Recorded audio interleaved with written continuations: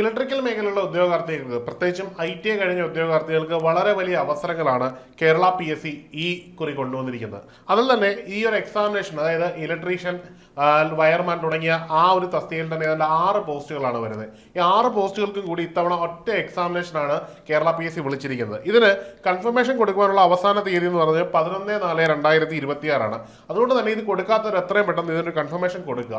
ഇനി ഇതിൽ വരുന്ന തസ്തികൾ ഏതൊക്കെയാണെന്ന് നോക്കാം. 464/2025 എന്ന പേരിൽ വരുന്ന ഇലക്ട്രീഷ്യൻ ആണ്.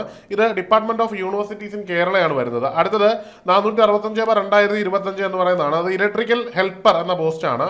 ഇത് റീഹാബിലിറ്റേഷൻ പ്ലാന്റേഷൻ ലിമിറ്റഡ് എന്ന് പറയുന്ന ഡിപ്പാർട്ട്മെന്റിലേക്കാണ്.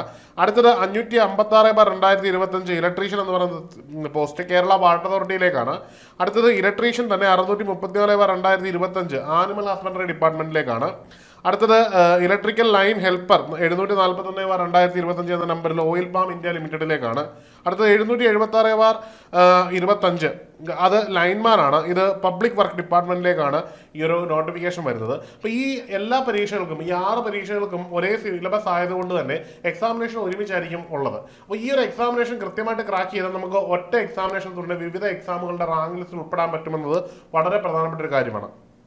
അപ്പോൾ ഇതിന് പഠിക്കാൻ കൃത്യമായൊരു പാറ്റേൺ നിങ്ങൾക്ക് ഉണ്ടാവണം. അപ്പോൾ ഈ ഒരു പഠനത്തിനും ഒരു പഠന മാതൃക നിങ്ങൾക്ക് ലഭിക്കുന്നതിനും ഇനിയുള്ള സമയം കൃത്യമായിട്ട് യൂട്ടിലൈസ് ചെയ്യുന്നതിനുമായിട്ട് നമ്മളൊരു കൃത്യമായിട്ടുള്ള സ്റ്റഡി പ്ലാൻ ബേസ്ഡ് ആയിട്ടുള്ള ഒരു വെബിനാർ നിങ്ങൾക്കായിട്ട് നൽകുകയാണ്. ഈ ഒരു സൗജന്യ വെബിനാർ നമുക്ക് നൽകുന്നത് ഈ വരുന്ന മാസം ഏപ്രിൽ 1-ാം തീയതി വൈകുന്നേരം 8 മണിക്കാണ്. അപ്പോൾ ഈ വൈകുന്നേരത്തെ ഈ ഒരു ക്ലാസ്സിൽ നിങ്ങൾ പങ്കെടുക്കുന്നുണ്ട്, നിങ്ങൾക്ക് കൃത്യമായിട്ട് ഒരു പഠിക്കുവാനുള്ള കൃത്യമായിട്ടൊരു ഗൈഡൻസ് കിട്ടുമെന്നുള്ളതാണ്.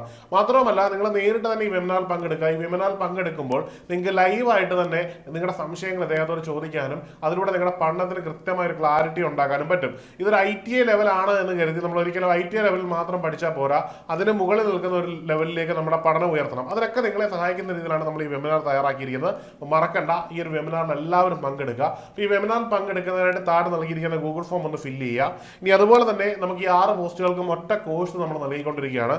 ഇപ്പോൾ നമ്മൾ ക്രാഷ് ആയിട്ടാണ് ഈ കോഴ്സുകൾ നൽകിക്കൊണ്ടിരിക്കുന്നത്. സിസ്റ്റമാറ്റിക്കായിട്ട് തന്നെ പഠിച്ച് റാങ്ക് ലിസ്റ്റിൽ ഉൾപ്പെടാൻ പറ്റുന്ന ഒരു സുവർണ്ണ അവസരമാണ് നിങ്ങളുടെ മുമ്പിലുള്ളത്.